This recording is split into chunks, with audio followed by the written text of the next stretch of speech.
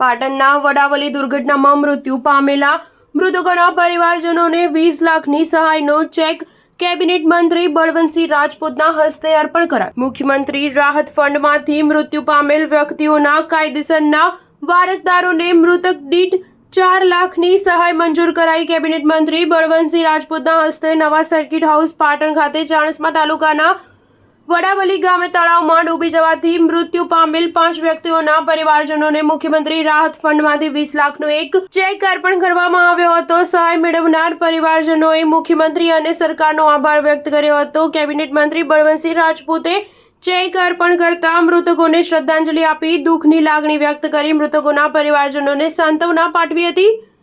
આ દુર્ઘટનાથી મુખ્યમંત્રીએ પણ દુઃખ વ્યક્ત કર્યું હતું। બનાવ બન્યાના ટૂંક સમયમાં મૃતકોના પરિવારજનોને સહાયની રકમ મળે એ માટે સરકારે વ્યવસ્થા કરી પરિજનો પ્રત્યે સંવેદના દાખવી છે એમ કહ્યું હતું।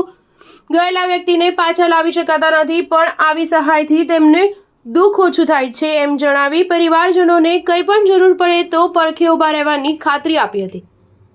તાજેતરમાં ચાણસ્મા તાલુકાના વડાવલી ખાતેના ગોગરેટિયા સીમ તળાવમાં અકસ્માતે પાણીમાં ડૂબી જવાથી 5 વ્યક્તિઓનું મૃત્યુ થયું હતું। મુખ્યમંત્રી રાહત ફંડમાંથી મૃતકોના પરિવારને આર્થિક સહાય આપવાના હેતુસર અરજદારોના સોગંદનામા વગેરે દરખાસ્ત મોકલવામાં આવી હતી, જેને પગલે મૃત્યુ પામેલ વ્યક્તિઓના કાયદેસરના વારસદારોને મૃતક દીઠ રૂપિયા 4 લાખની સહાય ખાસ કિસ્સામાં મંજૂર કરવામાં આવેલ છે। કુલ 5 મૃતકોના વારસદારોને સહાયની ચૂકવણી કરવા મુખ્યમંત્રીના રાહત ફંડમાંથી કુલ 20 લાખ મંજૂર કરવામાં આવ્યા છે। આ પ્રસંગે જિલ્લા પંચાયત પ્રમુખ હેતલબેન ઠાકોર, જિલ્લા વિકાસ અધિકારી CL પટેલ, અગ્રણી KC પટેલ સહિત અધિકારીઓ અને મૃતકોના પરિવારજનો ઉપસ્થિત રહ્યા હતા। Star news 7 Patan. અમારા પાટણ જિલ્લામાં વડાવલી ગામમાં 28/2/2025ના રોજ દુઃખદ ઘટના બનેલી। તળાવમાં એકી સાથે 5 જણા ગામના એક્સપાયર થઈ ગયા। સમગ્ર ગામે સખત મહેનત કરીને બધા લોકોને ભેગા કરીને PMથી મળીને દરેક વિધિ સાથે આખું ગામ એક એકતાના દર્શન થાય એ પ્રકારના આખા ગામે અને જિલ્લાના આગેવાનોએ કરી।